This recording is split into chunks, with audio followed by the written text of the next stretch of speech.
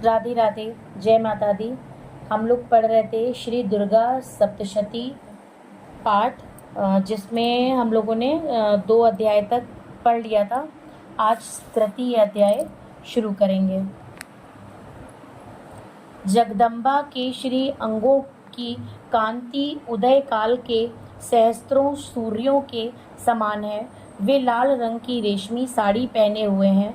उनके गले में मुंडमाला शोभा पा रही है। दोनों स्तनों पर रक्त चंदन का लेप लगा है। वे अपने कर कमलों में जप मालिका, विद्या और अभय तथा वर नामक मुद्राएं धारण किए हुए हैं। 3 नेत्रों से सुशोभित मुखारविंद की बड़ी शोभा हो रही है। उनके मस्तक पर चंद्रमा के साथ ही रत्नमय मुकुट बंधा है तथा वे कमल के आसन पर विराजमान है।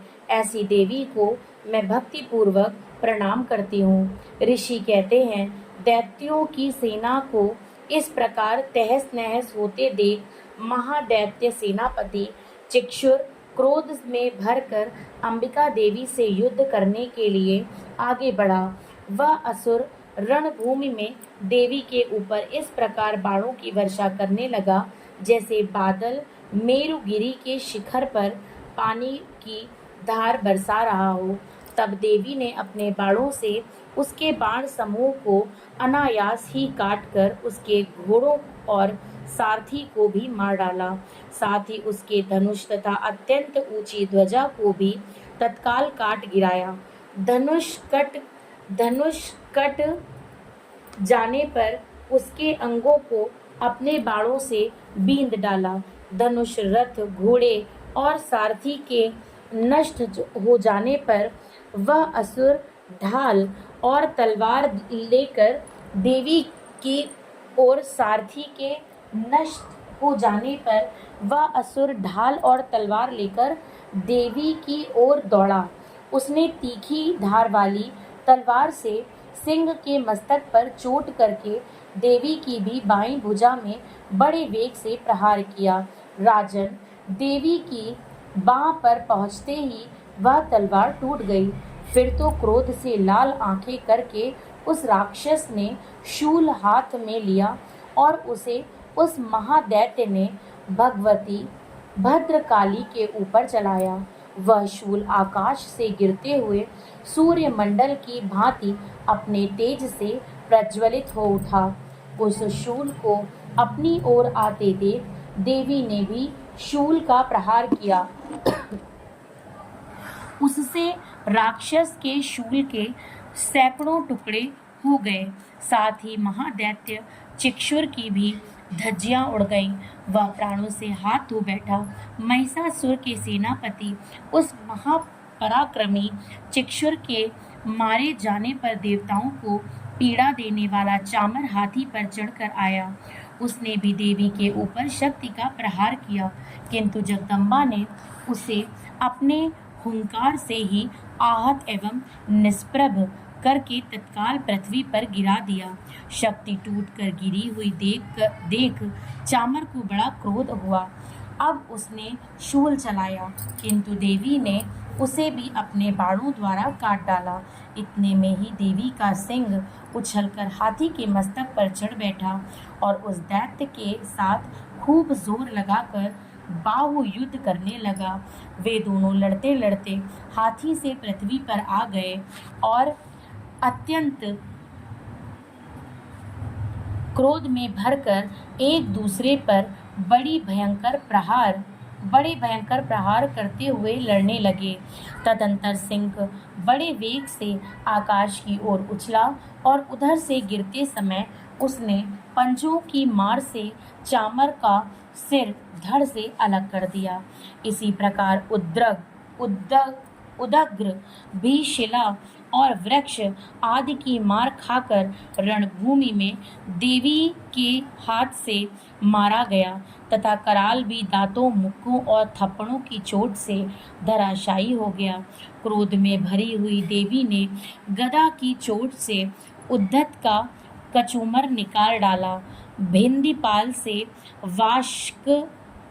वाशकल को तथा बाणों से ताम्र और अंधक को मौत के घाट उतार दिया। 3 नेत्रों वाली परमेश्वरी शूल से उग्रासय, उग्र वीर्य तथा महाहनु नामक दैत्यों को मार डाला। तलवार की चोट से विडाल के मस्तक को धड़ से काट गिराया। दुर्धर और दुर्मुख इन दोनों को भी अपने बाणों से यमलोक भेज दिया। इस प्रकार अपनी सेना का संहार होता देख महिषासुर ने भैंसे का रूप धारण करके देवी के गणों को त्रास देना आरंभ किया। किन्हीं को थुथुन से मारकर, किन्हीं के ऊपर खुरों का प्रहार करके, किन्हीं को पूंछ से चोट पहुंचाकर, कुछ को सींगों से विदीर्ण करके, कुछ गणों को वेग से, किन्हीं को सिंहनाद से, कुछ को चक्कर देकर और कितनों को निश्वास वायु के झोंके से धराशायी कर दिया। इस प्रकार गणों की सेना को गिराकर वह असुर महादेवी के सिंह को मारने के लिए झपटा। इससे जगदम्बा को बड़ा क्रोध हुआ। उधर महापराक्रमी महिषासुर भी क्रोध में भरकर धरती को खुरों से खोदने लगा तथा अपने सींगों से ऊंचे ऊंचे पर्वतों को उठाकर फेंकने और गरजने लगा। उसके वेग से चक्कर देने के कारण पृथ्वी क्षुब्ध होकर फटने लगी। उसकी पूंछ से टकराकर समुद्र सब ओर से धरती को डुबाने लगा। हिलते हुए सींगों के आघात से विदीर्ण होकर बादलों के टुकड़े टुकड़े हो गए। उसके श्वास की प्रचंड वायु के वेग से उड़े हुए सैकड़ों पर्वत आकाश से गिरने लगे। इसी प्रकार क्रोध में भरे हुए उस महादैत्य को अपनी ओर आते देख चंडिका ने उसका वध करने के लिए महान क्रोध किया। उन्होंने पाश फेंककर उस महान असुर को बांध लिया।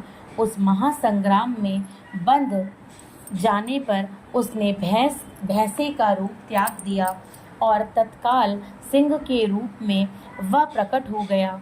वह अवस्था में जगदम्बा ज्यों ही उसका मस्तक काटने के लिए उद्यत हुई, त्यों ही वह खड्गधारी पुरुष के रूप में दिखाई देने लगा। तब देवी ने तुरंत ही बाणों की वर्षा करके ढाल और तलवार के साथ उस पुरुष को भी बींध डाला। इतने में ही वह महान गजराज के रूप में परिणत हो गया तथा अपनी सूंड से देवी के विशाल सिंह को खींचने और गरजने लगा। खींचते समय देवी ने तलवार से उसकी सूंड काट डाली। तब उस महादैत्य ने पुनः भैंसे का शरीर धारण कर लिया और पहले की ही भांति चराचर प्राणियों सहित तीनों लोगों को व्याकुल करने लगा। तब क्रोध में भरी हुई जगन माता चंडिका बारंबार उत्तम मधु का पान करने और लाल आंखें करके हंसने लगी। उधर वह बल और पराक्रम के मद से उन्मत्त हुआ राक्षस गरजने लगा और अपने सींगों से चंडी के ऊपर पर्वतों को फेंकने लगा।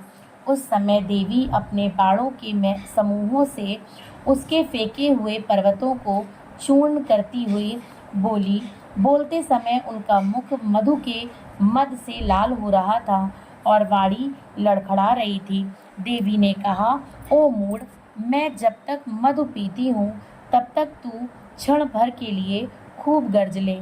मेरे हाथ से यहीं तेरी मृत्यु हो जाने पर अब शीघ्र ही देवता भी गर्जना करेंगे। ऋषि कहते हैं, यूं कहकर देवी उछली और उस महादैत्य के ऊपर चढ़ गई। फिर अपने पैर से उसे दबाकर उन्होंने शूल से उसके कंठ में आघात किया। उनके पैर से दबा होने पर भी महिषासुर अपने मुख से अभी आधे शरीर से ही वह बाहर निकलने पाया था कि देवी ने अपने प्रभाव से उसे रोक दिया। आधा निकला होने पर भी वह महादैत्य देवी से युद्ध करने लगा तब देवी ने बहुत बड़ी तलवार से उसका मस्तक काट गिराया। फिर तो हाहाकार करती हुई दैत्यों की सारी सेना भाग गई तथा संपूर्ण देवता अत्यंत प्रसन्न हुए। देवताओं ने दिव्य महर्षियों के साथ दुर्गा देवी का स्तवन किया। गंधर्व राज गाने लगे तथा अप्सराएं नृत्य करने लगीं। इस प्रकार श्री मार्कंडेय पुराण में सार्वणिक मनवंतर की कथा के अंतर्गत देवी महात्म्य में महिषासुर वध नामक तीसरा अध्याय पूरा हुआ। राधे राधे।